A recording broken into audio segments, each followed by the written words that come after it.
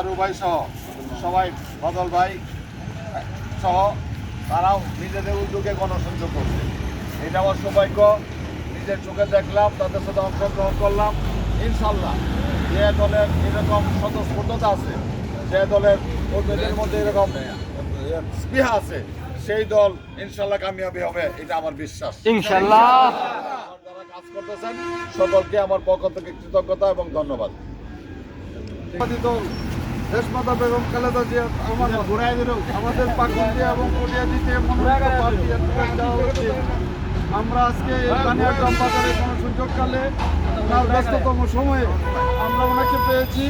উনি আমাদের কাছে সময় দিয়েছেন, এই জন্য আমরা আন্তরিকভাবে ধন্যবাদ জানাই। আমরা সবাইকে বলতে চাই, আমাদের কাজ ভোট চাওয়া, ভোট চাওয়া, ভোট চাওয়া, বাড়ি বাড়ি যাওয়া, এর বিকল্প কোনো কিছু নাই। কারো মনে কোনো ধরনের দ্বিধাদ্বন্দ্ব রেখে আপনারা কেডা কার লোক, কার সাথে যাইবেন, কি যাইবেন, এইগুলা কোনো সুযোগ নাই। আপনারা এখন থেকে শুধু ভোট চাওয়া, ভোট চাওয়া, ভোট চাওয়া।